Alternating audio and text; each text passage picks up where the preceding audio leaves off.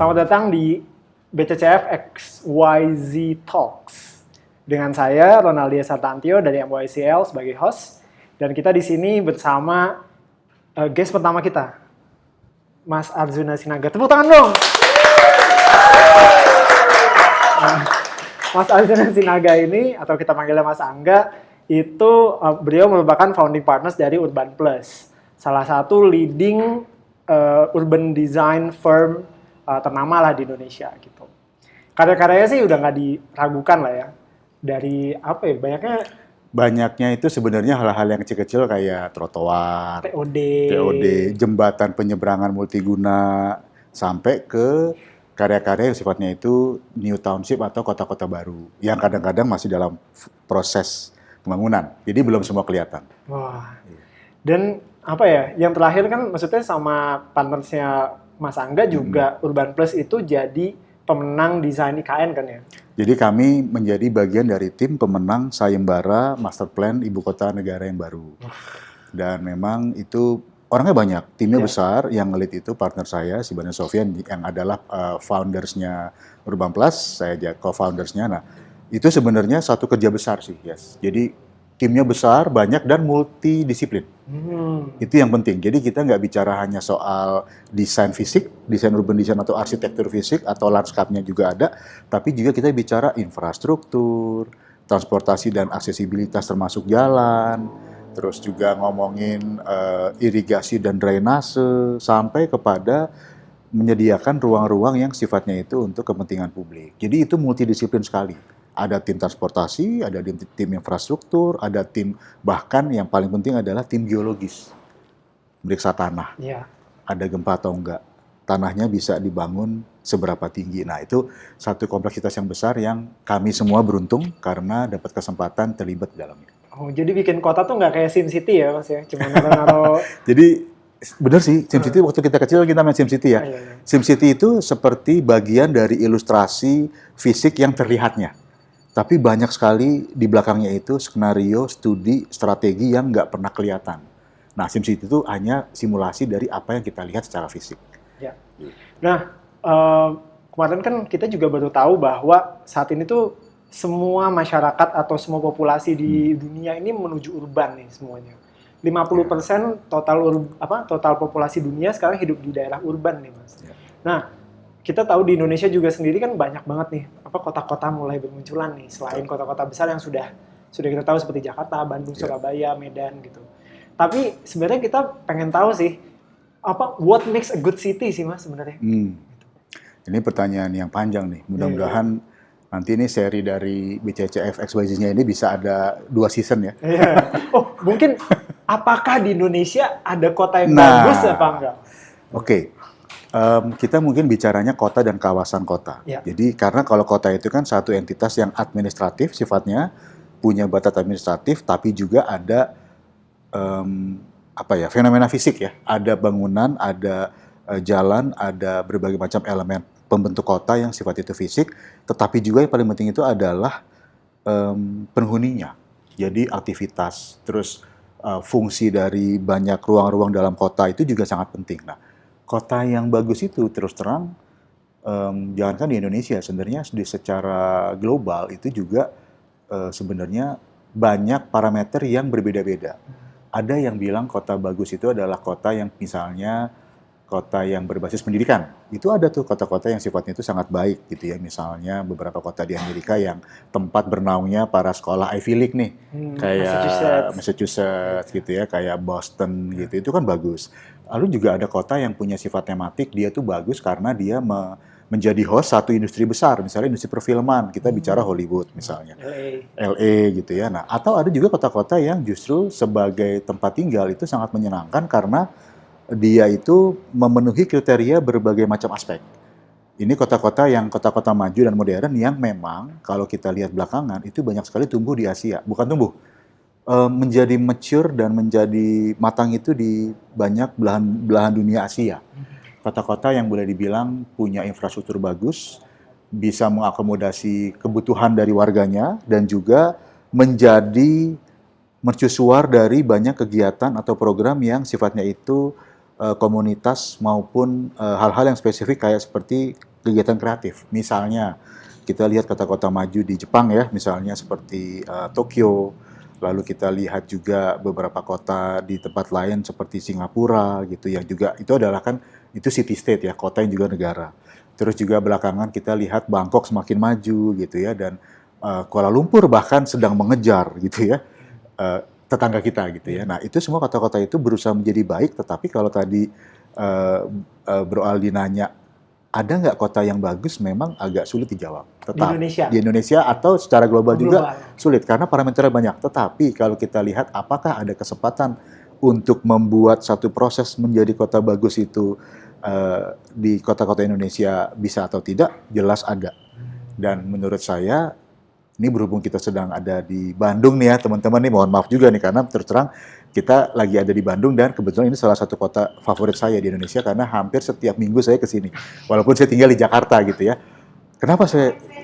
Nah, kan begitu kan? Nah, itu kenapa saya sering ke sini? Karena menurut saya minimal buat persepsi saya seorang urban designer perancang kota yang bekerja di Jakarta yang dulu kebetulan sekolah di Bandung, buat saya kota Bandung itu memberikan atau menyediakan kebutuhan saya terutama di kala weekend atau pada saat saya sedang perlu situasi yang menyenangkan.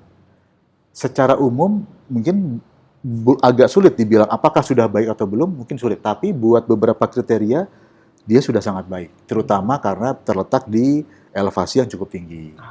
Udaranya lebih dingin, lebih nyaman. Terus juga isinya pun orang-orang seperti teman-teman semua nih, orang-orang kreatif yang suka diskusi, banyak ide. Jadi itu adalah salah satu kriteria kota yang baik. Nah, apakah kemudian Jakarta tidak menjadi kota yang baik? Belum tentu juga. Di beberapa kriteria, Jakarta itu menjadi salah satu kota yang sangat baik sebagai indikator atau parameter dari tingkat ekonomi. Bisnis, jasa itu di Jakarta luar biasa.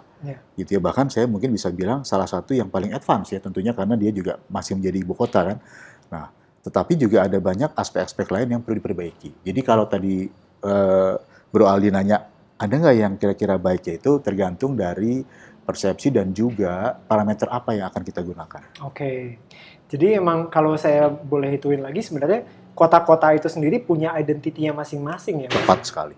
Betul. Jadi kayak tadi misalnya ada University Town, ya udah didesain mengikuti identitinya itu sendiri gitu. Ya, jadi kalau di Indonesia masing-masing kota punya identitinya masing-masing nggak, Mas? Nah, jadi identity itu artinya tentunya satu kota itu kan menjadi sangat kompleks karena dia menjadi tempat tinggal, tempat bekerja, tempat belajar, tempat bermain. Tapi juga artinya tidak berarti satu kota itu punya identitas yang semuanya melulu hanya misalnya pendidikan. Tidak, tapi dia lengkap, semuanya ada. Ada tempat tinggal, ada tempat bekerja, ada CBD-nya ya, Central Business District. Tapi biasanya kota yang punya karakter kuat tertentu itu punya fokus pada satu bidang tertentu. Misalnya Bandung itu kan mirip dengan Jogja juga, sering dibilang sebagai kota pelajar karena banyak universitas, banyak sekolah tinggi, dan banyak sekali sekolah dan akademi. Walaupun di Bandung juga ada tempat tinggal, ada tempat bisnis, tetap ada banyak lapangan terbuka, banyak tempat rekreasi, tetapi karakter kuatnya mungkin pendidikan itu. Gitu. Nah, itu jadi menjadi fokus ya. Nah, biasanya ciri-ciri yang seperti itu akan membantu kotanya untuk punya arahan.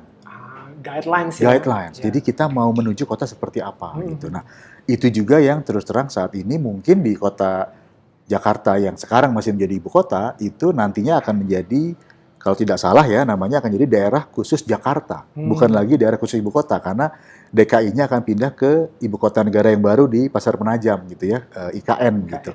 Tetapi memang ada baiknya kalau dia punya karakter. Mirip seperti orang sebenarnya, Bro Aldi. Misalnya nih, kalau Bro Aldi kan artinya orang kreatif tapi kan punya fokus. Fokusnya kemana? Sustainability. Merecycle benda-benda yang dulunya dianggap nggak bisa dipakai menjadi benda-benda bernilai besar dan punya manfaat. Kan ada fokusnya, walaupun tetap orang kreatif. Saya juga orang kreatif, tapi fokusnya kemana? Oh, saya fokusnya pada perancangan kawasan kota atau merancang tempat-tempat atau space yang sifatnya itu mengisi ruang kota misalnya. Jadi karakter itu tuh akan menjadi pendorong. Ya. Gitu. Nah, kalau kita ngomongin tentang kota nih, Mas Angga. Jadi kan tadi kan di Indonesia sendiri kan banyak kota-kotanya ya. Betul. Dan masing-masing punya karakternya masing-masing, punya Betul. identitasnya masing-masing gitu. Tapi sebagai orang yang udah pernah nyobain kota di luar, kenapa kota Iya. di Indonesia tuh kesannya apa ya? Chaos banget, Mas. Gimana Gitu. tuh chaos itu? Chaosnya tuh kayak apa? Pertama pasti masalah yang pasti ada di semua semua kota adalah kemacetan gitu. Ya. Dan saya pikir kayaknya di semua kota tuh belum ada di Indonesia ya, belum ada yang bisa menanggulangi itu gitu. Ya. Itu tuh contoh dari satu sisi itu ya, Ya. kemacetan. Yang kedua menurut saya kayak waste management. Misalnya. Waste management, betul. Kayak saat ini kan semua sistem waste management kita semua TPA, open dumping aja. Ya. Nggak ada pengolahan sama sekali, tuh udah kayak solusi zaman batu lah. Pemilahannya pun nggak ada ya. Pemilahannya pun nggak ada gitu. Ya. Terus habis itu belum lagi itu kan ketika ngomongin waste pasti ngomongin pasar Yes. gitu ya, pasar tradisional kita yang makin tergerus saat ini gitu. Ya. Belum lagi kehunian masyarakatnya yang Betul.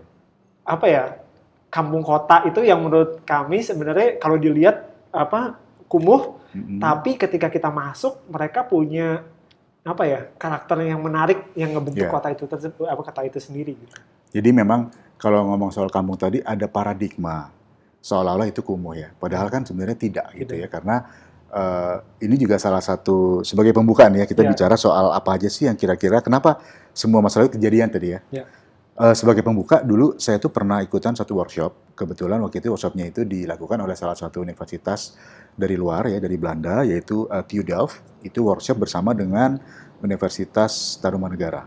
Jadi workshopnya itu intinya adalah mencoba memperkenalkan tentang perancangan kota atau perencanaan atau planologi dari satu kota terhadap teman-teman yang waktu itu baru lulus S1. Dan ternyata waktu kita bilang bahwa case study kami waktu itu, studi kasusnya itu adalah daerah yang kami bilang sebagai kumuh, dibantah oleh profesornya. Saya kaget juga loh, tapi kan itu memang kumuh. Profesor itu bilang, oh tidak, no, it's not kumuh, dia bilang. Karena tempat itu punya infrastruktur, walaupun terbatas. Dia punya sumber air, dia punya drainase dan pembuangan, dia punya sistem persampahan walaupun tidak sempurna, walaupun kondisinya tidak mewah, tetapi tidak bisa dibilang kumuh karena dia punya infrastruktur. Nah, disitulah saya baru mulai agak mengerti, oh ternyata pengertian kumuh itu jangan-jangan salah, kita tuh salah pakai gitu ya, salah mengira bahwa tempat-tempat yang kita nilai dia itu tidak bagus atau dia misalkan kelihatan kotor, kita bilang kumuh. Padahal mungkin bukan kumuh bahasanya, tapi mungkin belum tertata. Tapi dia punya infrastruktur. Nah itu tadi kembali kepada ini ya, kalau kita nyentil dikit nih soal kumuh. Tapi benar tuh Bro Aldi. Jadi kenapa banyak sekali permasalahan kota yang terjadi di Indonesia itu karena kalau saya bicara dari sisi sebagai perencana kota ya, sebagai perancang kota, desainer dan perencana atau planolog atau planners gitu, memang kota itu satu sistem tata kelola yang memerlukan perencanaan dan perancangan. Persis mirip perencanaan dan perancangan. Beda tuh ya Mas? Beda. Perencanaan itu atau plan ya, atau planning itu adalah yang berhubungan dengan hal-hal yang sifatnya itu kebijakan, arahan kota, mulai dari visi sampai misi, sampai kepada pembagian katakanlah fungsi ruang kota atau zonasi secara 2 dimensi. Perencanaan, kita lihatnya itu biasanya produknya berupa laporan, regulasi, undang-undang, policy, atau gambar peta. Peta-peta berwarna-warni nih, kayak gambar-gambar yang ada di sini ya, warna kuning, warna merah gitu. Area ini, seluruh area Kanayakan ini adalah area berwarna kuning atau fungsinya itu adalah untuk hunian, ya itu perencanaan. Kalau perancangan kita udah mulai bicara 3 dimensi, kita bicara skala manusia, kita bicara skala bangunan, kita bicara skala ruang. Jadi sudah lebih detail lagi dan sudah lebih artinya down to earth ya, membumi pada bagaimana perancangan itu menentukan kehidupan kotanya. Itu tadi itu. Nah, memang kota itu adalah satu produk peradaban yang boleh dibilang cukup baru. Baru berumur, paling tua itu kota mungkin paling tua. Romawi ya? Romawi itu berapa abad? Mungkin 500 sebelum Masehi ya. Nah, itu pun Romawi pun akhirnya menjadi satu struktur baru dari yang tadinya itu adalah kumpulan dari settlement yang berupa kampung misalnya. Kalau ngomong Romawi, ini maaf nih, sedikit popular reference ya. Kan kita ingat komik Asterix ya. Si Galia itu atau Gaul itu kan sebenarnya kan perkampungan yang kemudian mau dirubah menjadi kota oleh Romawi. Tapi mereka ngelawan terus kan. Jadi kan itu produk baru. Urbanisasi. Berarti kan dia produk baru. Model bentuk peradaban baru. Jadi perlu perencanaan. Karena yang akan ditampung oleh kota itu tidak hanya manusia yang tinggal, tapi juga seluruh akses dari kegiatannya. Ada kegiatan tinggal, bekerja, ada kegiatan sekolah, edukasi, ada kegiatan berkreatif. Nah, itu semua kan butuh wadah. Nah, inilah yang membuat perencanaan kota itu menjadi sangat krusial dan penting, sehingga pada saat ada elemen-elemen perancangan atau perencanaan yang tidak komplit berada di satu kota yang terus tumbuh populasinya, dia menjadi kewalahan kotanya. Sehingga terjadilah masalah-masalah yang tadi Bro Aldi sebutkan. Kemacetan, masalah misalnya mitigasi terhadap banjir. Kenapa banjir? Karena daya dukung kotanya menampung air itu sudah tidak cukup. Nah, itu kan juga berasal dari satu fenomena di mana perencanaan tampungan air atau drainase atau kebutuhannya nggak dirancang dengan baik. Nah, jadi kenapa di kota-kota Indonesia itu mungkin masih banyak menghadapi tantangan seperti itu? Kalau menurut saya jawaban simpelnya di yang misalnya paling kiri gitu ya, itu adalah tidak adanya perencanaan yang cukup baik atau komprehensif dan menuju berorientasi pada masa depan. Sementara kebutuhan terus tumbuh, karena nggak ada perencanaan, ya organik sekali. Butuh hunian baru, tahu-tahu ada satu area yang tadinya adalah pinggirannya embung atau pinggirnya danau, jadi rumah, jadi perumahan. Tapi nggak dipikirkan bagaimana kemudian perumahan tersebut mengganggu ekosistem embungnya. Yang tadinya menjadi tampungan air hujan, menjadi lebih sedikit tampungannya. Karena akibatnya airnya mencari ruang lain. Mulai membanjiri kawasan kotanya misalnya. Nah, itu salah satu contoh. Jadi memang di ujung kirinya adalah perencanaan dan perancangan, nah di ujung kanannya itu adalah tata kelola. Tata kelola ini kan ada dua jenis. Dari bagaimana cara orang hidup di kota itu, dan bagaimana pengelola kotanya, yaitu leader-leadernya ya, apakah dia pemerintah kota, itu mengatur dan memberikan satu aturan main yang jelas, supaya kotanya juga tidak berantakan. Nah, jadi dari spektrum itu kita bisa lihat bahwa perencanaan dan perancangan kota-kota di Indonesia itu banyak yang mungkin tidak komplit. Atau mungkin ketinggalan dengan percepatan kebutuhannya. Gitu. Atau emang nggak tahu mau dikemanain. Nah, itulah butuhnya no visi. Have no idea. Dan itu banyak sekali terjadi di mana-mana. Itulah yang kemudian diperlukan adanya satu leadership yang sangat baik, yang juga disadari oleh warga kotanya. Saya masih ingat kata-katanya Pak Danisworo waktu saya dia ikut guru kita semua. Iya, begitu. Jadi Pak Danisworo, beliau di satu studium general atau kuliah itu nanya ke audiens ya. Dia nanya, coba sebutkan satu kota di Indonesia yang lebih baik dibanding waktu zaman Belanda. Dia bilang, Bandung. Jawabannya tidak ada. Itu urban designer ya. Dan itu berarti kan menunjukkan fenomena. Iya. Bahwa ada satu masa di mana kota-kota kita, kota-kota Indonesia itu diatur dengan sangat baik, direncanakan dan diatur dengan sangat baik. Betul. Ada masa itu kan? Ada masa itu. Dan kita tentunya maksudnya nggak mau kehilangan itu dong. Betul. Walaupun sempat agak gamang gitu ya. Tapi ya itu Prof. Danis jawabannya tepat sekali walaupun memang agak menusuk. Iya, betul sih. Sebenarnya apa ya? Buat kami orang kreatif sebenarnya kritik tuh malah harusnya bagus ya Mas ya. Betul. Karena kan ketika dikritik kita jadi tahu mana yang harus dibenerin kan ya. Betul. Melihat kota lagi sebenarnya kalau dari sudut pandang saya sebagai warga Bandung gitu ya. Saya ngelihat makin ke sini planning dan perencanaan dan perancangannya itu sendiri itu makin mengakomodasi untuk mobil sebenarnya. Kita ngelihatnya kotanya itu didesain untuk mobil, bukan untuk manusia gitu. Nah, menurut Mas tuh gimana tuh? Ya, ini harus dijawab dengan sangat hati-hati. Artinya begini, bukan hati-hati dalam artian begini, karena memang hal tersebut itu menunjukkan kelemahan kota-kota Indonesia di banyak aspek. Salah satunya adalah aspek yang namanya pergerakan mobilitas secara yang diakomodasi oleh transportasi publik. Itu kan aspeknya kan sebenarnya kan itu yang terutama. Mengapa kemudian Bandung, misalnya ya kita bicara Bandung misalnya salah satunya, seolah-olah direncanakan atau dibangun untuk mengakomodasi lebih banyak lagi untuk kendaraan. Itu juga faktornya banyak dan memang menjadi salah satu sisi koin lain yang kemudian jadi paradoks nih. Karena apa? Bandung itu sangat menarik buat banyak orang-orang dari kota lain untuk datang ke Bandung dan tinggal di Bandung. Seperti saya dulu sekolah di Bandung, sampai sekarang pengennya tinggal di Bandung gitu. Tetapi karena kemudian ada peningkatan kebutuhan pergerakan yang semakin cepat, dan kemudian pada kenyataannya mungkin kota Bandung tidak bisa mengakomodasi sepenuhnya pergerakan manusia yang butuh cepat itu, sehingga kemudian warganya pun atau yang menggunakan kotanya pun mencari jalan lain dengan menggunakan mobil pribadi atau kendaraan pribadi atau motor pribadi. Akhirnya pada saat kemudian dirasakan bahwa kebutuhan akan pergerakan itu semakin tinggi, semakin banyak juga yang akhirnya punya kendaraan dan bergerak dengan kendaraan sendiri karena bisa dikontrol, terjamin. Itu kan sebenarnya karena mungkin ada absennya atau kurangnya pemenuhan kebutuhan transportasi publik.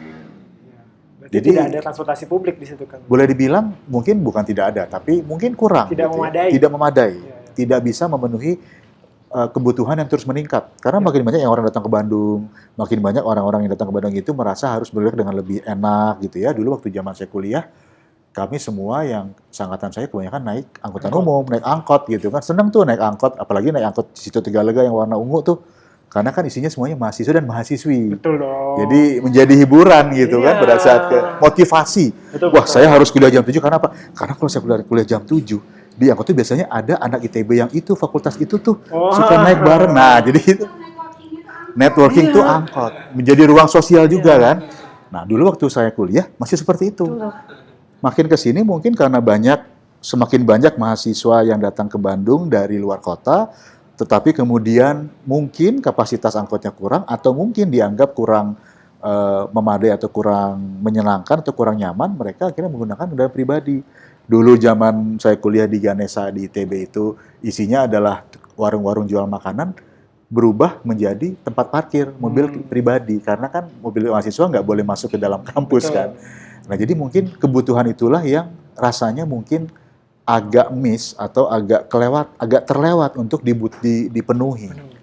Sehingga kemudian Bandung itu menjadi lebih nyaman kalau dinavigasi dengan kendaraan pribadi. Iya. Itu yang mungkin terjadi tuh, Bro Aldi. Iya. Cuma apa ya? Sebenarnya kalau disuruh memilih ya, Mas ya. Saya sebagai yang menggunakan kendaraan pribadi juga, kalau ada opsi transportasi publik, saya nggak mau memakai kendaraan pribadi sih sebenarnya. Setuju sekali. Dan itu saya merasa kayak 70% orang-orang tuh seperti itu sebenarnya. Mungkin ada orang-orang yang memang fanatik, misalnya fans motor gitu, yang emang riding untuk enjoyment-nya mereka, itu nggak masalah juga. Gak masalah, gitu. Betul. Cuma buat saya, sekarang itu keadaannya kalau mau di Jakarta atau di Bandung, mau naik Ferrari sama naik Avanza sama-sama macet. Jadi nggak ada gunanya gitu. Ferrari juga nggak bisa ngebut-ngebut di Bandung. Kan. Betul. Dan memang terus terang walaupun kendaraan makin banyak, jumlah kendaraan mewah yang kita lihat di Bandung pun makin dikit kok. Iya, betul. Karena mungkin mereka juga rugi ya. Punya mobil yang bisa dibawa 200 km per jam, cuman jalan 6 km per jam gitu kan. Diliatin lu pula sama orang kan, sama orang yang kayak saya naik angkot ngeliatin, Ferrari satu orang doang gitu kan. Rugi dong, ya bener aja. Nah misalnya gitu ya. Tapi menarik gini loh Bro Aldi, menarik itu Bandung itu sebenarnya untuk angkutan umumnya itu sebenarnya kondisinya itu sudah cukup baik dalam artian cukup nyaman. Mungkin karena udara juga. Di mana? Nah, gini, bukan nyaman dalam artian kalau dibandingkan dengan angkutan lain di kota lain, di Bandung itu masih lumayan nyaman karena apa? Mungkin tertolong oleh cuaca agak adem dan kedua tertolong juga oleh skala jalannya yang mungkin juga tidak terlalu besar sehingga mereka tidak perlu harus ngebut di atas sekian puluh kilometer per jam. Jadi jarak jangkauan itu kan juga bisa pendek-pendek. Nah, yang menarik itu ya, kalau di Bandung, saya juga masih sekarang masih suka melihat dan mengalami banyak orang Jakarta yang datang ke Bandung dengan bawa kendaraan pribadi, tapi sampai Bandung mau ke tempat tujuan itu mau naik angkot. Padahal di Jakarta dia nggak pernah sama sekali naik angkutan umum. Artinya apa? Ada kelebihan perasaan kenyamanan di Bandung kan. Ya. Walaupun mungkin belum ideal, belum sempurna. Tapi yang orang-orang ini, saya yakin orang-orang ini juga orang-orang yang nggak pernah naik angkutan umum di Jakarta. Betul. Karena kita tahu mereka dari demografi tertentu misalnya. Kan itu kan salah satu hal yang menarik. Artinya mungkin masalah penyediaan dan pemenuhan kenyamanan itulah yang mesti dikejar dari sisi transportasi publik. Jadi apa nih transportasi publik yang sebaiknya kita gas itu supaya memperbaiki Bandung tuh? Secara umum, kalau di kota-kota besar itu kan biasanya yang bersifat massal, yang bisa mengangkut orang dalam jumlah banyak. Apakah itu kereta bisa berupa MRT atau LRT misalnya ya, atau kendaraan-kendaraan yang menggunakan jalan dalam skala besar misalnya bus atau ya maksudnya bis-bis yang sifatnya seperti BRT gitu ya. Di Jakarta kan ada Transjakarta misalnya. Nah kalau Bandung mungkin kasusnya agak unik ya, karena saya sendiri belum tahu pasti ya, dari sekian banyak pengalaman lihat kota-kota lain, berpraktek sebagai urban designer, itu belum menemukan formula yang rasanya cocok untuk merespon jawaban pertanyaan Bro Ali tadi. Tapi sebagai gambaran menurut saya, karena memang skala kotanya lebih kecil, skala jalannya lebih kecil, dan skala jarak destinasinya juga lebih pendek, rasanya mungkin kalau memang bisa dibuatkan kendaraan-kendaraan umum yang sifatnya semi massal gitu ya, tidak perlu yang bis gede, tapi misalnya minivan, ya yang katakanlah muat mungkin 12 sampai 20 orang, dengan frekuensinya lebih sering, jarak tempuhnya juga lebih pendek, harapannya mulai mengurangi penggunaan kendaraan pribadi, sehingga akhirnya jalan itu tuh nggak dipenuhi, dibikin macet oleh kendaraan pribadi. Mungkin di skala itu yang saya pikir bisa dilakukan, karena terus terang untuk membuat infrastruktur transportasi massal yang sifatnya itu sangat masif, itu juga perlu perlu investasi, yang juga mungkin cukup tinggi ya. Ini ada fakta menarik, saya tidak tahu angkanya, tapi fakta bahwa beberapa kota-kota secondary di Jepang itu ternyata kemudian kesulitan untuk mengembalikan investasi di bidang public transportnya. Misalnya ya, ini hanya salah satu contoh ya. Kyoto itu struggling untuk mengembalikan investment di sisi MRT-nya. Karena ternyata lainnya cuma sedikit ya. Betul, karena pengembangan MRT yang memerlukan dana cukup besar itu ternyata secara skala pembiayaan itu belum terlalu pas dengan skala kota seperti Kyoto. Beda dengan Tokyo yang mungkin skala pelayanan dan skala bisnisnya jauh lebih besar, value-nya pun mungkin jauh lebih tinggi. Jadi itu juga harus cocok nih dengan skala kotanya kayak apa nih. Gitu. Nah, Bandung itu menurut saya malahan bisa sangat nyaman dengan penyediaan transportasi publik yang sifatnya semi massal aja, yang medium, nggak usah terlalu besar. Nggak usah MRT gitu. Betul. Tapi ya artinya harus dipastikan bahwa public transport itu membuat pergerakan atau perpindahan dalam arti shifting ya, dari mobil pribadi atau kendaraan pribadi termasuk motor ke public transport, supaya jalannya pun nggak jadi macet.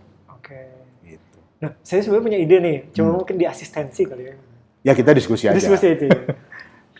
Sebenarnya saya melihat Bandung itu yang seru adalah di tiap Bandung itu terdiri dari banyak distrik-distrik kecil gitu ya, walkable districts gitu ya, yang ada di dalam satu kota ini gitu. Betul. Dan sebenarnya kenapa saya juga biarpun ngomel terus tentang Bandung gitu. Tapi, itu kan aspirasi supaya lebih baik gitu kan. Betul. Tapi sayang banget sebenarnya sama Bandung ini gitu.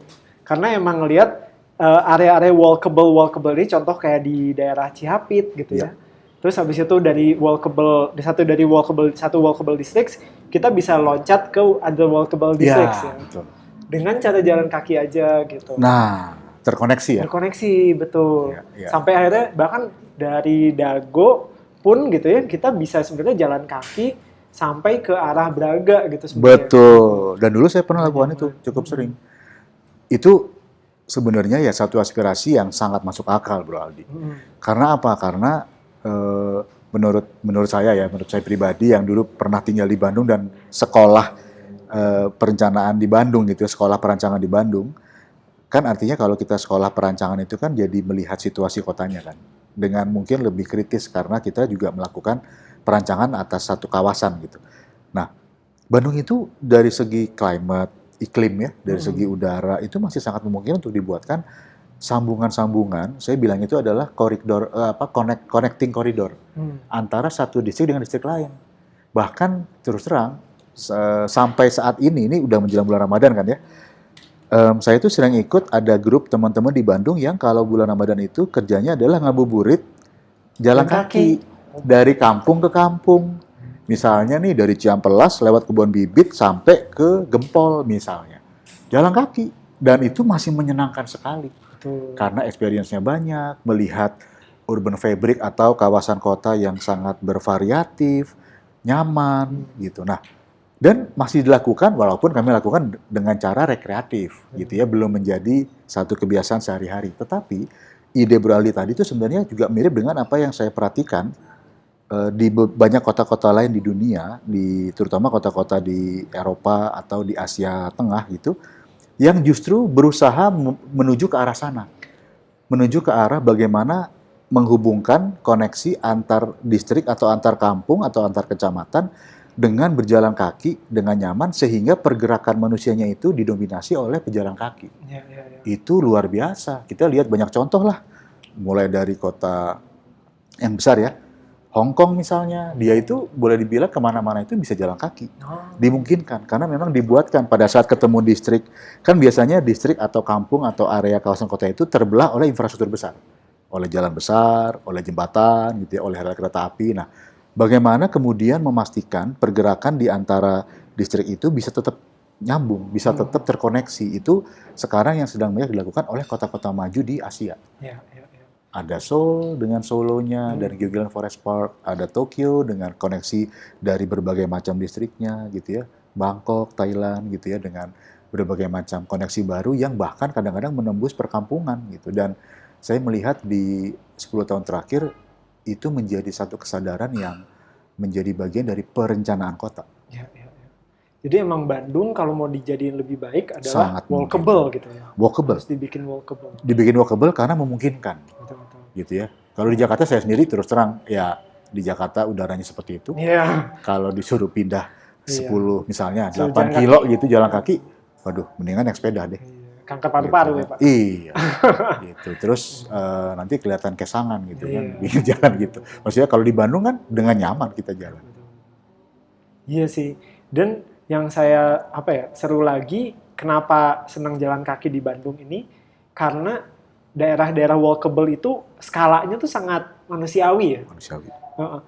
Saya kurang suka entah kenapa saya nggak suka kota Jakarta yang daerah-daerah misalnya kayak Sudirman gitu ya, yang jalannya besar sekali gitu ya. Karena sebagai manusia kita jadi kayak out of scale.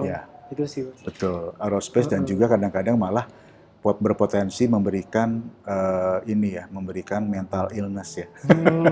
Jadi ada gangguan mental yang datang dari gangguan fisik yang terus-menerus menghadang kita gitu kan. Misalnya nih, saya tuh terus terang senang banget seperti minggu ini ya, saya datang ke Bandung itu misalnya bawa sepeda gitu. Itu sengaja tiap minggu datang ke Bandung bawa sepeda karena apa? Bersepeda di Bandung itu nyaman. Satu yang saya hindari bunyi klakson mobil motor. Di Jakarta itu jalan kaki cuma 200 meter, dengar bunyi klakson bisa 10 kali. Di Bandung jalannya 2 kilo, nggak dengar bunyi klakson. Itu aja sudah memberikan perbedaan, gitu kan? Sekali artinya klakson, platnya B. Platnya B. Maaf ya, kebanyakan gitu ya. Itulah kasusnya kan. Jadi bagaimana kemudian kenyamanan pengalaman berjalan di dalam kota itu juga sangat menentukan apakah warganya jadi suka jalan kaki. Dan kota yang didesain untuk pejalan kaki itu bakal punya detail yang lebih intricate ya.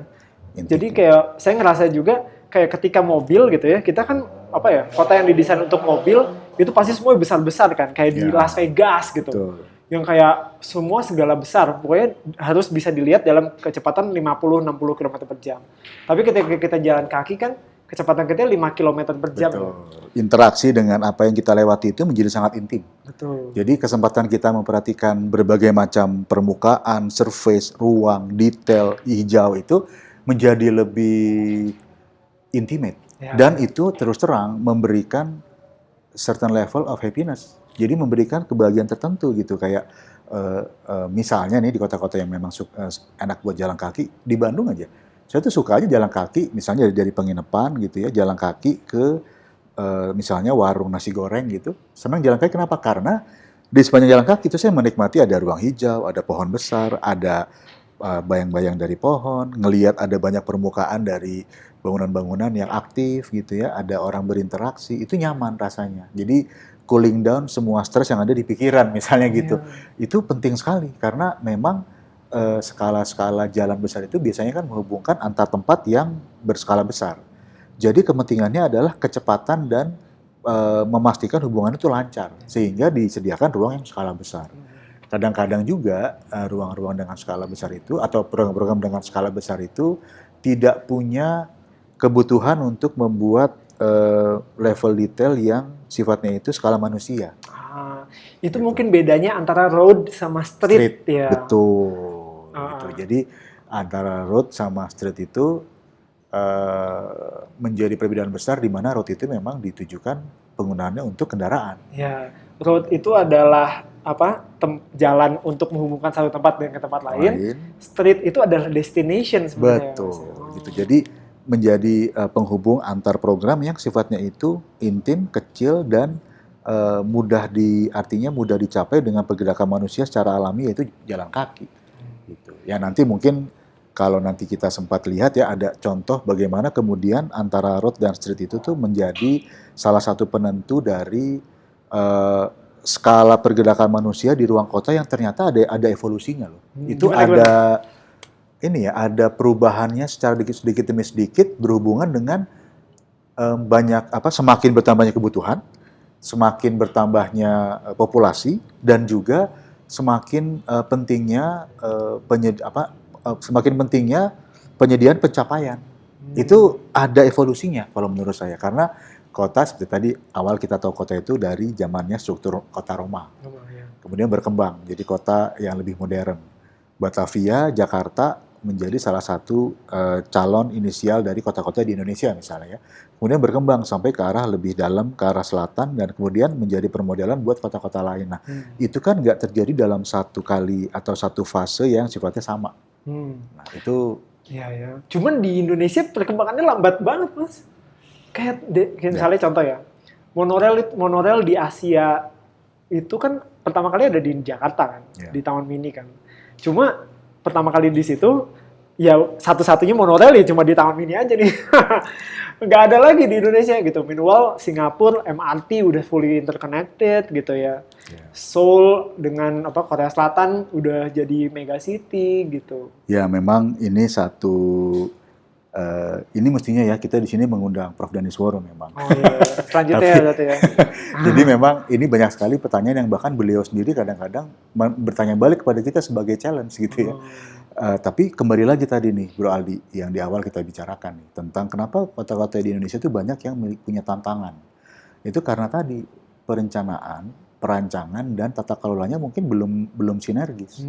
Jadi kesannya ketinggalan karena mungkin perencanaannya tidak sinergis dengan perancangan dan kemampuan penyediaan ruang serta kapasitas dari fiskalnya.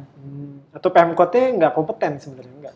Ya, ini boleh dibilang mungkin bukan Pemkot yang nggak kompeten, tapi memang artinya orang-orang yang dipilih untuk berada di sana itu mungkin tidak tidak ditempatkan pada tempat yang sesuai dengan kapasitasnya.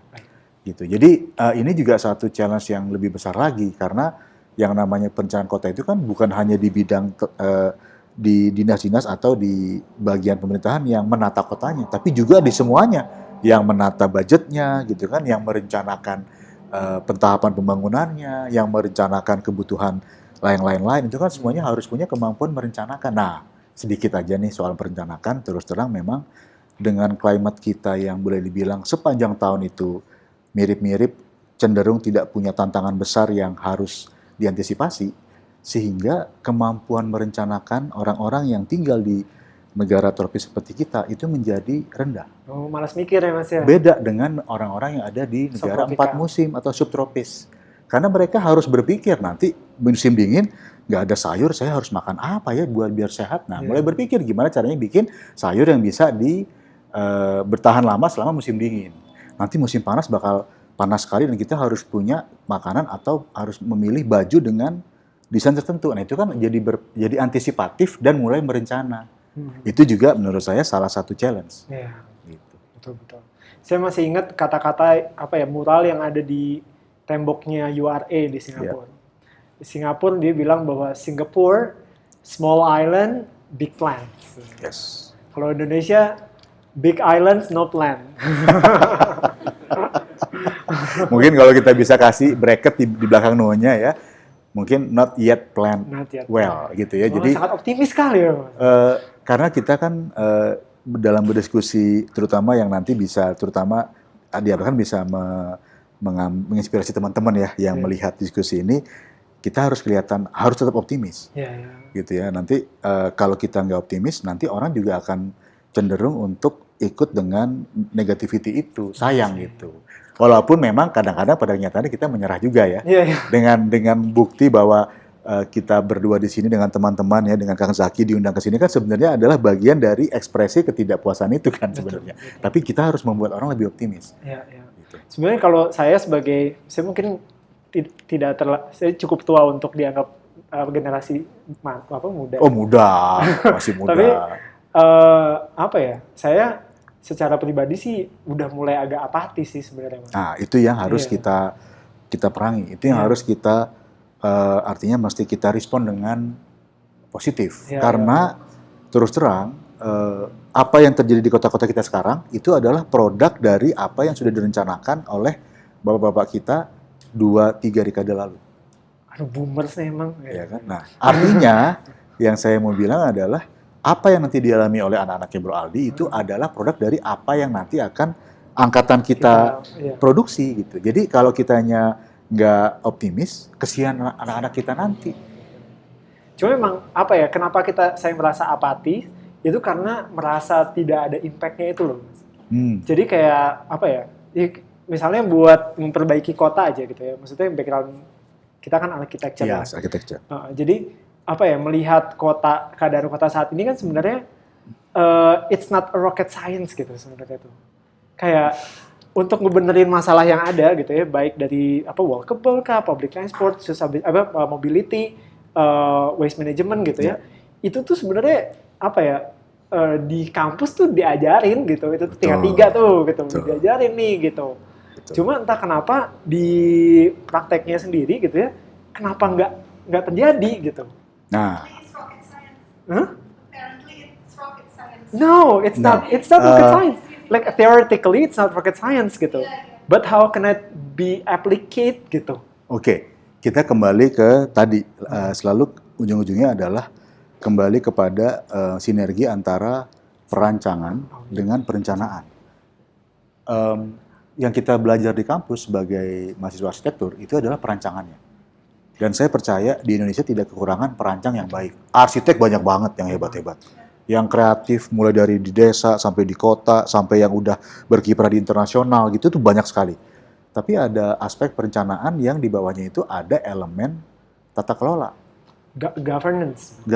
Tata kelola itu artinya tidak hanya perancangannya yang baik, tidak hanya desainnya yang baik, tapi juga bagaimana cara menempatkan desain tersebut pada satu konteks yang baik dan bagaimana mengatur penggunaannya. Jadi memang desain yang baik itu tidak menjamin kotanya langsung menjadi bagus. Karena kalau tata kelola, policy, regulasi, dan governance yang nggak bagus, menjadi sia-sia. Harus ada sinergi. Nah, sinergi itulah yang menurut saya memang harus terjadi dengan pola atau budaya multidisiplin. Gitu. Ini yang paling penting nih. Triple helix, quadruple helix itu. Betul. Jadi multidisiplin itu yang kemudian membuat orang-orang dengan berbagai macam posisi ini, dari yang posisinya adalah membuat atau merancang, mendesain ruang kota, dengan orang-orang yang kemudian mengatur kebijakan, policy, atau bahkan dengan orang-orang yang punya kuasa atau punya privilege untuk mengatur pembiayaannya, harus nyambung supaya efektif. Jangan sampai misalnya Bro Aldi dengan saya sudah mendesain satu ruang yang bagus gitu ya. Kita bikin kantor ini, kantor Hapten menjadi kantor yang dahsyat, keren, programnya banyak, tapi kemudian ternyata jalan ke sininya tuh nggak ada angkutan umum. Itu kan sama aja dengan artinya kita mengundang orang untuk datang dengan naik mobil pribadi gitu kan, atau motor pribadi. Contoh kayak Masjid Al Jabar misalnya. Ya, mungkin. Jadi sinergi dengan perencanaan itu dan dengan polisi itu sangat penting. Itu yang sebenarnya menjadi kelebihan dari satu society yang sudah cukup matang. Nah, harapannya dengan tadi kita tetap optimis dan kita menggunakan sinergi dari aspirasi baik dan energi teman-teman semua nih yang di umur-umur kita yang masih muda gitu ya, berjiwa muda, sangat produktif dan cukup aware dengan tantangan-tantangan baru. Itu bisa menjadi satu dorongan yang besar sebenarnya, karena biar bagaimanapun yang di atas sana yang menjadi penentu kebijakan kan tidak selamanya bapak-bapak dan ibu-ibu itu akan digantikan dengan generasi berikutnya gitu. Jadi memang ya kita harus belajar dan memang dengan derasnya arus informasi yang ada sekarang, dengan berbagai macam media, berbagai macam means gitu ya, caranya dapat informasi itu luar biasa ya. Mudah-mudahan kita bisa nih tetap optimis supaya perubahannya makin cepat menuju ke arah yang baik nih, Bro Aldi. Soalnya apa ya, saya kan di dunia desain sendiri kan ada notion yang biasa sudah kita kenal ya Mas ya. Bahwa we shape the city and the city will shape us gitu. Exactly. Makanya kayak saya ngelihat kenapa orang-orang Jakarta itu ya keras-keras gitu ya, kerjaan marah-marah, nyalip-nyalipnya kurang ajar gitu ya.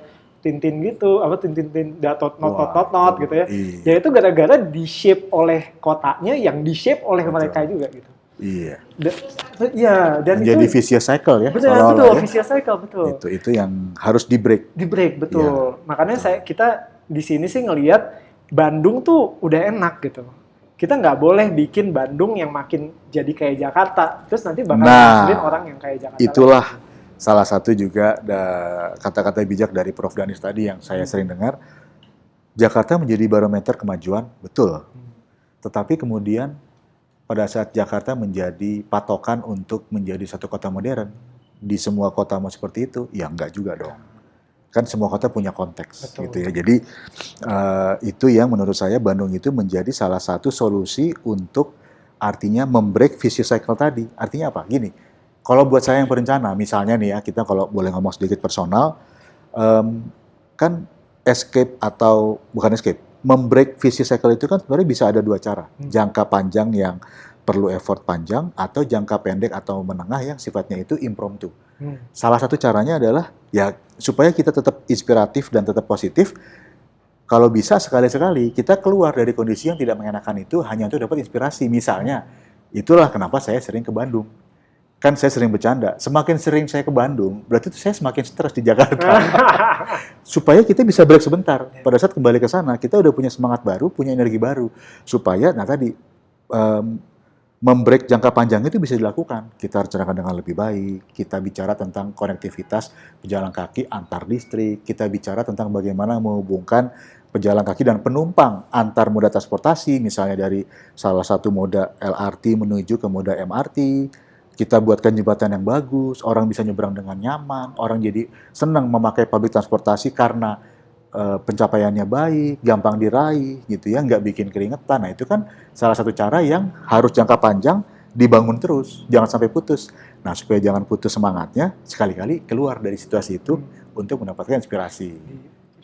Recharge lagi. Salah satunya yang paling gampang kalau buat saya, datang ke Bandung, bawa sepeda, dengan teman-teman tadi ngabuburit jalan kaki, makan-makan enak gitu ya, dapat udara yang nyaman, ketemu dengan teman-teman kayak Bro Aldi dan teman-teman semua gitu, jadi recharge lagi.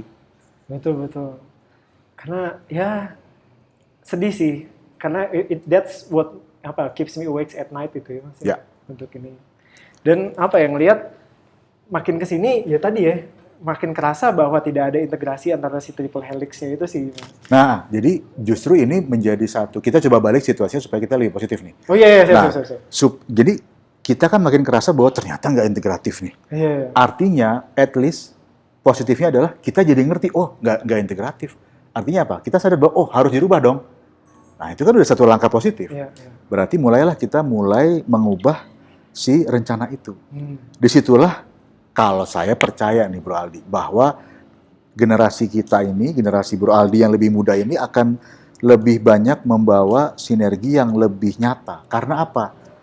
Waktu saya dulu mulai membantu Pemprov Jakarta merevitalisasi atau mendesain jalur pejalan kaki alias trotoar gitu ya, dibilangnya trotoar gitu ya, itu waktu itu antara satu dinas yang mengurusi trotoar dengan dinas yang mengurusi hal-hal lain seperti tanaman, lampu jalan, lalu lintas kendaraan, itu dinas yang berbeda, dan mereka tuh dulu tuh nggak pernah ngobrol. Waktu itu sekitar 7 tahun lalu lah. Tapi kemudian waktu itu kami datang dari satu background yang pernah bekerja di satu entity konsultan yang memang selalu multidisiplin. Kami membawa usulan baru itu, bagaimana kalau seluruh pihak kita ajak bersama duduk bareng nih. Mulai terjadi, walaupun awalnya masih diem-dieman kan, orang nggak pernah kenal, nggak pernah tahu, ngapain sih di sini ada orang dinas jalan, ngapain sih di sini ada orang dinas perhubungan, ngapain sih ada orang dinas air, emang kerjaan kita nyambung gitu kan. Awalnya gitu, tapi ternyata over the time, seiring dengan waktu, mulai ngobrol, bisa mulai berjalan. Sekarang mulailah terjadi banyak perubahan yang terus terang di Jakarta yang sudah sangat butuh perubahan itu mulai terjadi. Dan itu nyata, dan alhamdulillah kami sempat terlibat di dalam proses itu, sehingga itu memberikan positivisme tadi. Ternyata bisa loh. Kita sadar dulu, kita mengaku dulu nih, misalnya nih saya punya masalah berat badan. Ngakuin dulu kan, iya sih memang punya masalah sih, soalnya kalau bangun tidur tuh nggak enak. Akuin dulu, karena kalau nggak ngakuin nggak pernah mau berubah, malah defensif. First positive step. Begitu udah mulai ngakuin, oke, kalau udah ngakuin, sekarang gimana caranya biar saya bisa sering-sering ke Bandung ketemu Bro Aldi? Olahraga yang banyak. Biar enak gimana olahraganya? Ya udah, buat sepeda aja ke Bandung, kan enak, nyaman. Jadi mulailah kita dari situ mulai mencari pemecahannya step by step. Dan insya Allah itu bisa terjadi karena saya jadi mulai melihat sejak saya sering katakanlah sepedahan ke Bandung sejak zaman pandemi, saya mulai agak lebih segar, lebih enak. Nah itu kan artinya ada kemajuan. Ini kita bicara satu kepentingan personal. Kalau kepentingan kota jauh lebih gede, tentunya perlu waktu dan effort lebih besar. Tapi bukannya nggak mungkin. Karena itu nyatanya di banyak tempat mulai terjadi. Jadi first step-nya adalah identify your problem. Yes.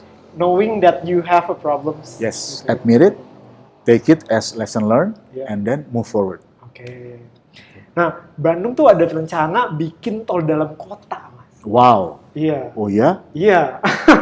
Wow. Nah, menurut Mas gimana tuh? Melihat kayak di kota-kota yang lain kan tol dalam kota tuh malah dihancur-hancurin sekarang. Betul nggak sih, Mas? Iya, kayak di beberapa kota maju begitu ya. Ya ini memang kalau kita lihat mungkin dari satu sisi ya, perencanaan kota dan juga tata kelola gitu ya.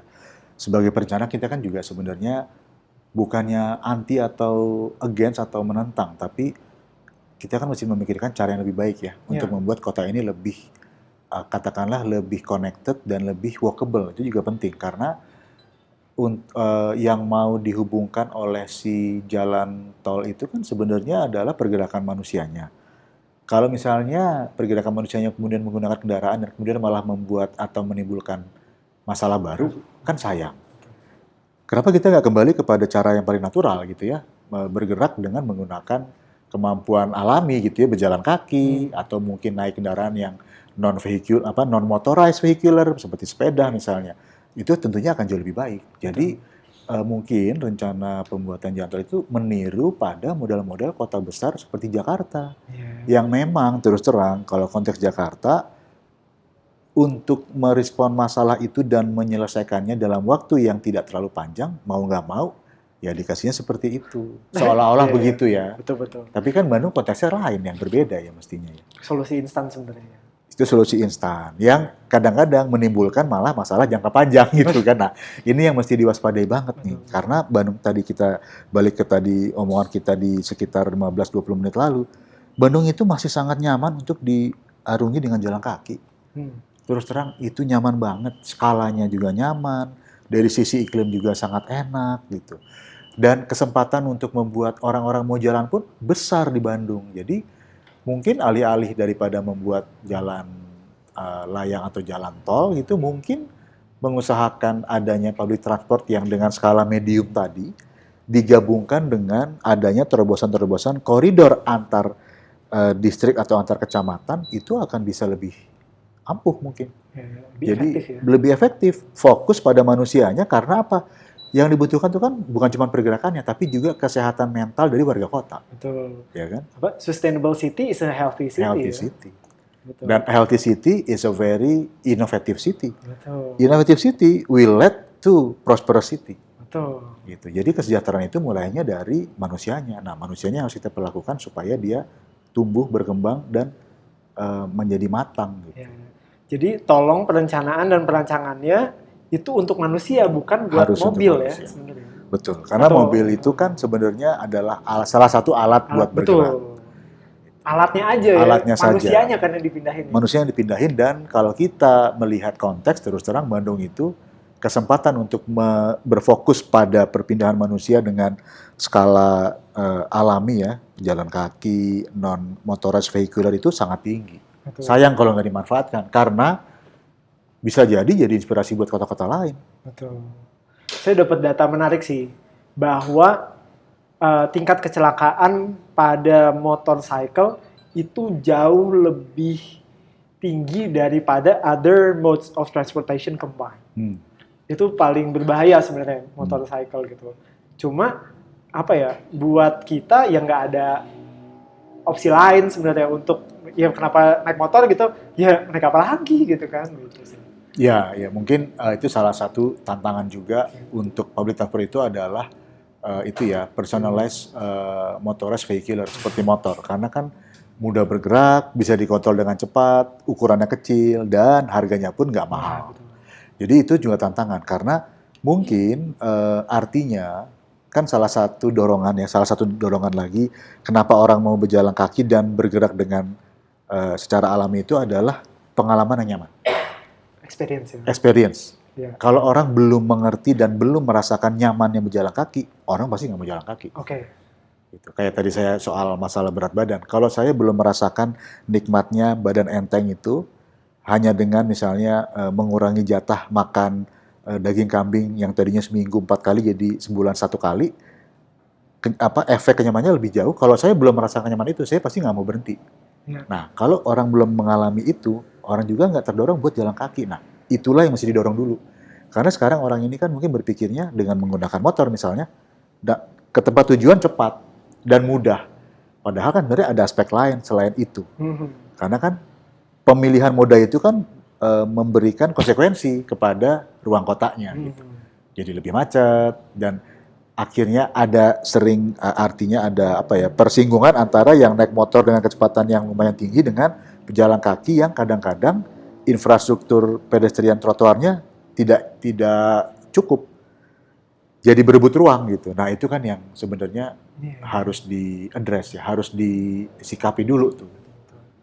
Iya, betul sih Mas. Soalnya ya kita melihat sebenarnya kalau jalan kaki, sebenarnya kan ekonomi lokal juga naik ya. Pasti. Karena ketika kita melambat, kita juga jadi lebih, ada toko baru nih gitu ya. Sangat aware dengan hal-hal yang sifatnya itu skalanya skala kecil, manusia. Ya, betul. Kayak kenapa kita di Cihapit itu tokonya kecil-kecil gitu ya, lucu-lucu dan rame banget. Dan sangat ramai dan sangat menarik. Betul. Gitu. Dan kalau di hari weekend, di akhir minggu, ramenya minta ampun. Cuman sayangnya, yaitu menuju ke sananya banyak masih yang harus memakai kendaraan pribadi. Jadi malah riweh sama kendaraan, bukan riweh sama orangnya gitu. Padahal harusnya bisa aja tuh sebenarnya kalau untuk mengurangi kemacetan di jurnal yang saya baca ya Mas ya, adalah mengurangi jalan sebenarnya, bukan menambah jalan sebenarnya. Betul.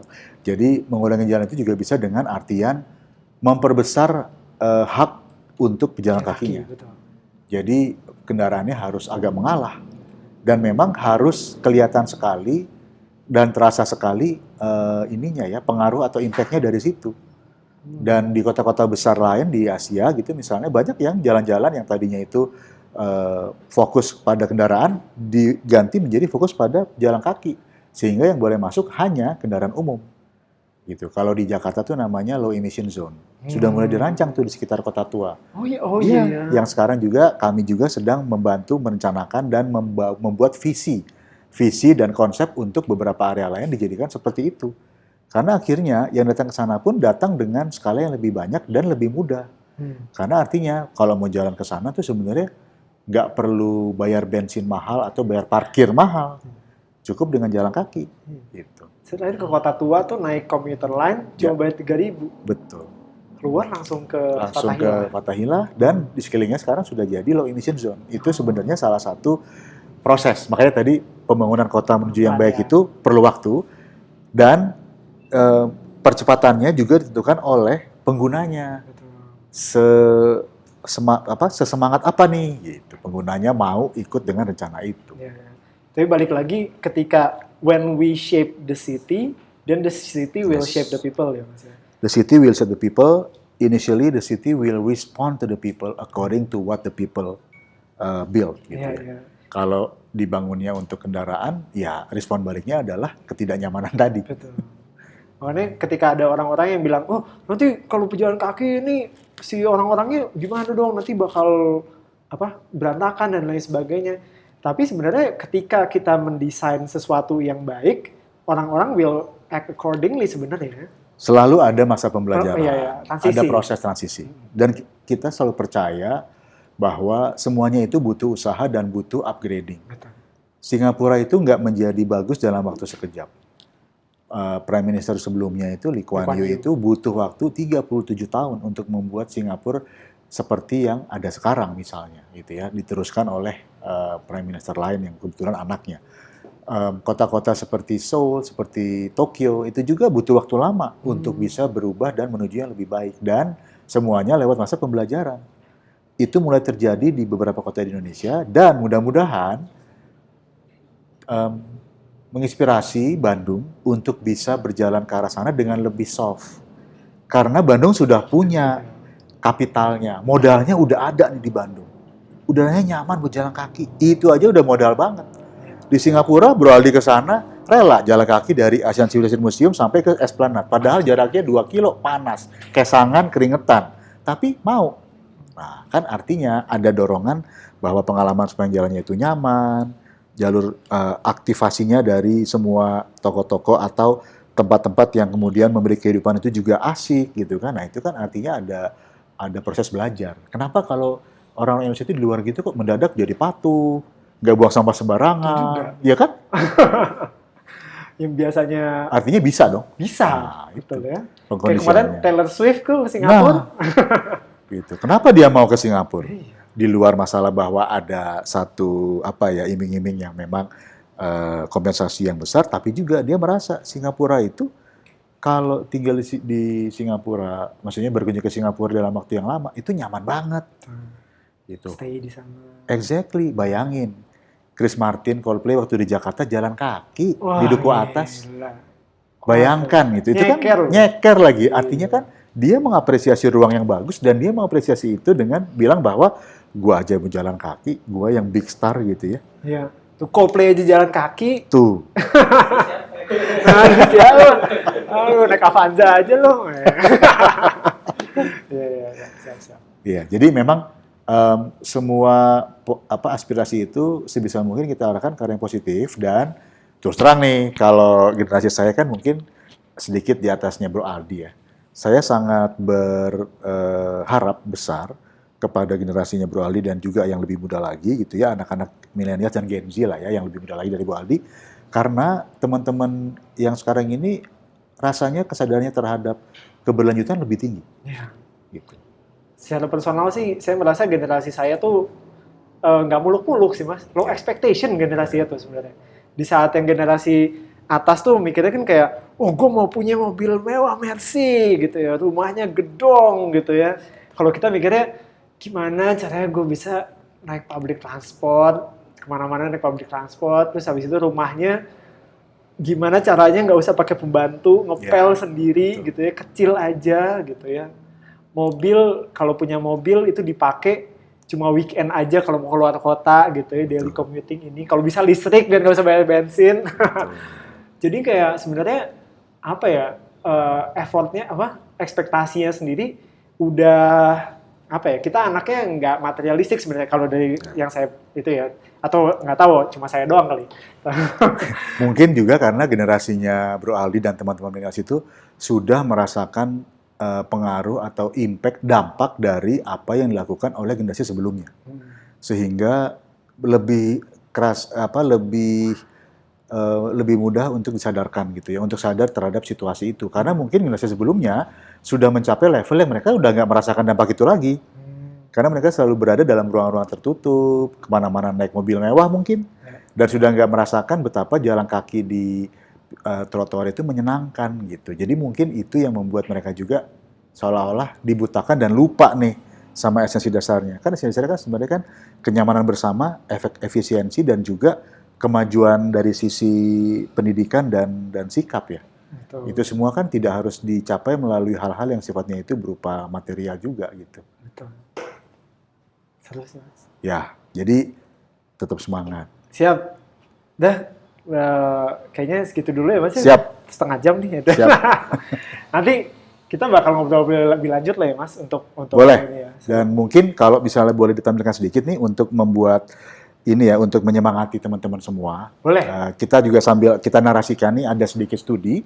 Kalau teman-teman lihat di gambar berikutnya ini, kebetulan yang bisa melihat ya, nanti kalau yang hanya bisa mendengar, saya coba uraikan dengan lebih naratif ya. Jadi kalau kita lihat yang setelah ini tuh ada, saya tuh menemukan, mengobservasi fenomena dari evolusi jalur pejalan kaki yang kita bilang sebagai trotoar atau pedestrian, jalur pedestrian gitu ya.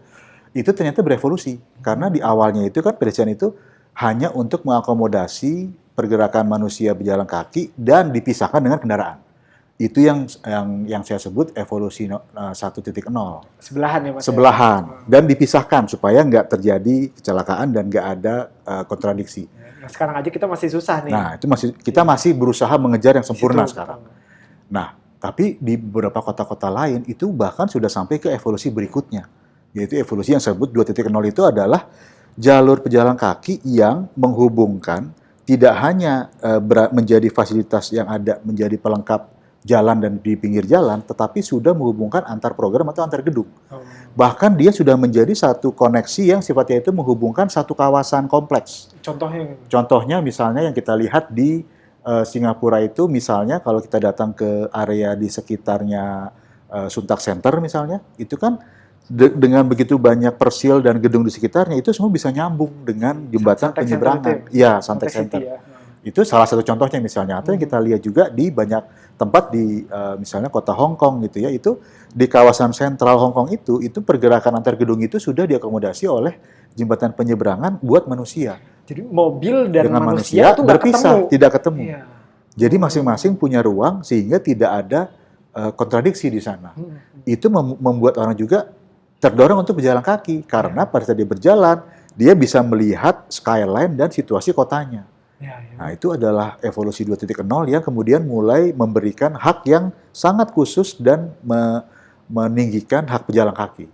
Nah, di kota-kota lain di berikutnya itu ada evolusi yang lebih tinggi lagi. Itu adalah evolusi 3.0 yang saya bilang sebagai satu evolusi di mana bukan hanya memisahkan jalur kendaraan dengan jalur pejalan kaki, tapi juga membuat koneksi yang sangat integratif untuk pejalan kaki antara dua distrik yang berbeda.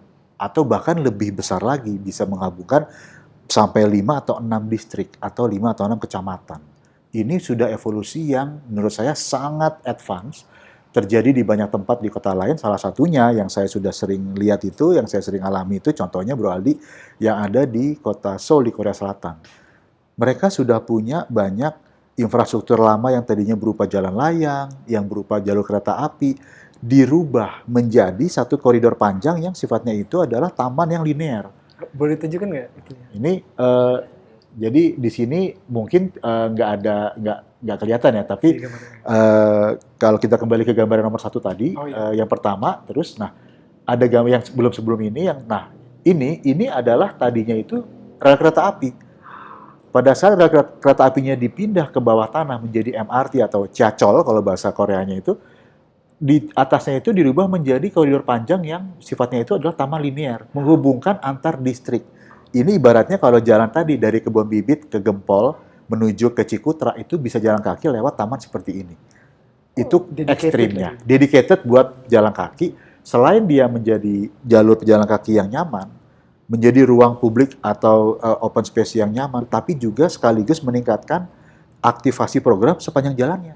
Yang tadinya itu nggak aktif, bayangkan pinggiran kereta api, sekarang jadi banyak toko-toko kecil, banyak tempat makan, mulai ada orang yang di sana berekspresi di tempat umum, ngamen, ada yang nonton gitu. Jadi itu memberikan evolusi yang 3.0 ini, memberikan ruang lebih besar lagi untuk aktivasi aktivitas komunitasnya gitu. Nah ini yang menurut saya menjadi satu pembelajaran di mana kalau kita lihat ke gambar yang slide tadi ada warna-warna setelah ini, kita mulai bisa melihat bahwa tanggung jawab dan keuntungan yang didapat itu semakin melebar pada saat evolusi 1.0 itu, di mana pemerintah bertanggung jawab penuh atas penyediaan infrastrukturnya, hanya pemerintah yang bangun trotoar. Tetapi di yang evolusi 2.0 berikutnya, sudah ada kerjasama antara pemerintah dengan pihak swasta atau private, karena pihak private pengen properti-properti mereka juga tersambung dengan nyaman. Yang mereka bangun sendiri dan membuat koneksinya juga membuat nilai dari properti mereka semakin tinggi juga. Trafficnya semakin besar. Dan kesempatan berjualan area komersial yang harganya juga lebih tinggi, lebih besar lagi. Misalnya terjadi di Bangkok ya, antara jalur BTS gitu ya, dengan gedung-gedung sekitarnya kan sudah nyambung tuh lewat jembatan penyeberangan. BTS itu adalah LRT-nya Bangkok. Jadi Bangkok Transport System. Itu adalah kereta yang adanya di atas flyover, tetapi di bawahnya jalur kereta itu dibuatkan jalur pejalan kaki yang sifatnya jembatan, langsung menembus ke gedung-gedung di samping-sampingnya. Jadi nggak usah ke street level dulu. Nggak usah street level dulu, nggak usah turun ke jalan, nyebrang melewati kendaraan, baru masuk ke gedung. Langsung dari stasiun keretanya, langsung bisa ada jembatan masuk ke gedung-gedungnya. Jadi mungkin kalau buat yang pengen ngebayangin itu kayak jembatan pejalan kaki, tapi nggak ada tangga ke bawah, betul, tapi langsung masuk ke gedungnya. Jadi langsung mengantarkan para penumpangnya itu atau pejalan kaki lain langsung menuju ke tujuannya, destinasinya. Itu dikerjakan, yang membangun jembatan menuju gedungnya itu adalah pihak swasta, tetapi yang menyediakan keretanya itu kerjasama dengan pemerintah. Jadi sudah ada kolaborasi nih. PPP ini secara tidak langsung jadi seperti itu. Nah, artinya sudah ada quote-unquote dalam tanda kutip jembatan antara pemerintah dengan swasta. Di evolusi yang lebih jauh lagi di 3.0, malahan kemungkinan di masa depan itu seperti yang sekarang terjadi juga di Tokyo, di Seoul gitu ya, di banyak tempat di kota-kota yang maju di Asia, itu yang membangun infrastrukturnya murni swasta. Pemerintahnya mengatur. Policy making di situ. Yes, policy makingnya, regulasinya, pengawasannya, sehingga kemudian pemerintah mendapatkan gain selain dia tidak mengeluarkan pembiayaan yang besar, justru mendapatkan citra kotanya sebagai kota yang menjadi destinasi dari pengunjung atau turis. Si private sendiri dapat apa tuh? Private-nya dapatnya adalah pertama, tentunya akses kepada properti dan kepada lahan mereka itu menjadi semakin tinggi. Yang kedua, bisnis mereka pun semakin baik karena semakin banyak pembeli dan konsumennya. Naikin value. Dan itu membuat produktivitas dari perusahaan-perusahaan ini menjadi lebih tinggi. Sekarang ini Bangkok sudah mulai menjadi tujuan untuk orang-orang di luar Thailand bekerja di sana. Simply karena adanya fasilitas yang baik dan juga lapangan pekerjaan yang dibuka itu menjadi sangat lukratif buat orang. Jadi dua-duanya kan sama-sama untung. Ini win-win solution yang memang tentunya didasari oleh kepercayaan dan integritas antara dua belah pihak. Nah, ini adalah evolusi yang saya perhatikan sudah terjadi di luar sana. Dan ini yang menurut saya evolusi ini tidak hanya secara fisik, tapi juga secara kelembagaan. Yang tadinya pemerintah sendirian, kalau ada yang bagus, jarang dipuji. Kalau ada yang jelek, dihujat sama masyarakatnya. Menjadi kerjasama kolaborasi, sama-sama mendapatkan keuntungan, sampai kepada satu level di mana kolaborasinya itu udah benar-benar menjadi satu integrated solution. Jadi yang untung bukan hanya pemerintah atau pihak swastanya, tapi juga warga kota keseluruhan. Ini adalah satu tujuan yang menurut saya sudah banyak dijalani dan diarahkan oleh banyak kota-kota maju, termasuk di Asia. Gitu.